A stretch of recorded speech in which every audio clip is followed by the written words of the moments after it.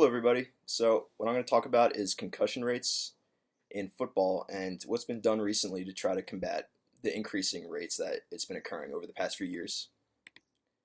So, as many of you know, the NFL has recently been involved in class action lawsuits against players that have retired already and ended their careers and are experiencing the long-term difficulties related to concussions, which involve emotional instability, things like memory loss, all that kind of stuff.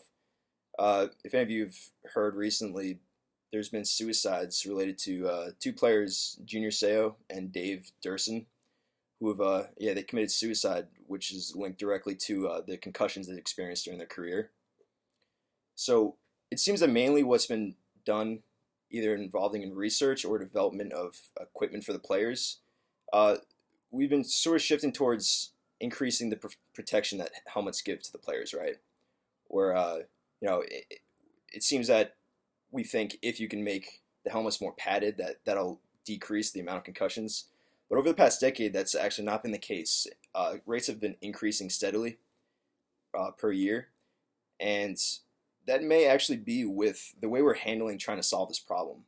So currently, in order for new helmet designs to be implemented in either professional or collegiate level football, it must go through the National Operation Committee and Standards for Athletic Equipment, which they have certain methods of testing, but their testing really is limited to direct contact with the helmet, meaning the only thing that needs to be passed in order to get a design, start into development is essentially they drop the helmet on 6 different locations and measure the force generated inside, in hope to avoid essentially rattling their heads too much. But what that's really doing is only avoiding skull fractures. It doesn't do much to prevent the actual movement of the brain inside of the skull.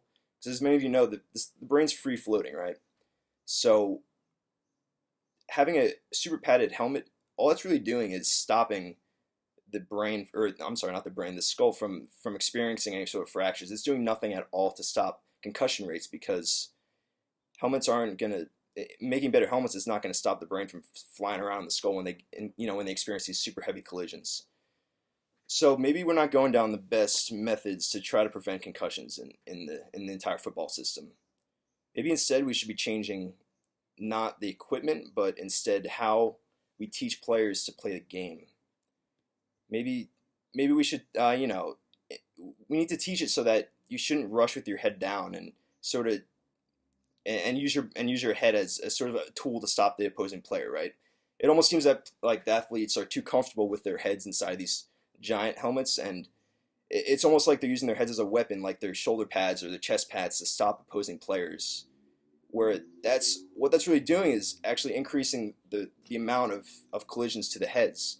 And although maybe we're not seeing many skull fractures, what we are seeing is this increase in concussion rates.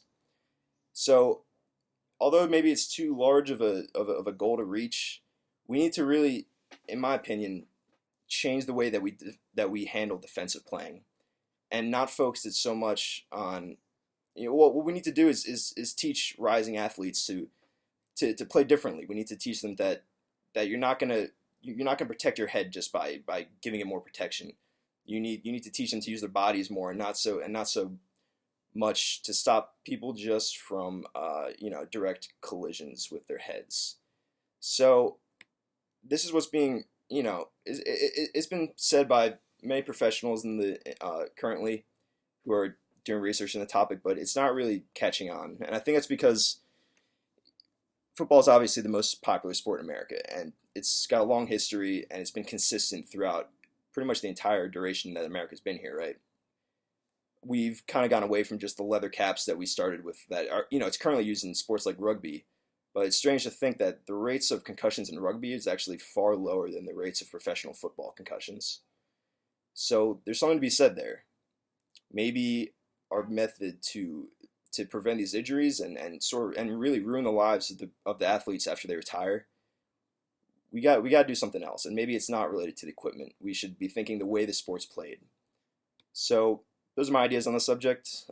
Please comment if you like what I was talking about, or if you got anything that you didn't like.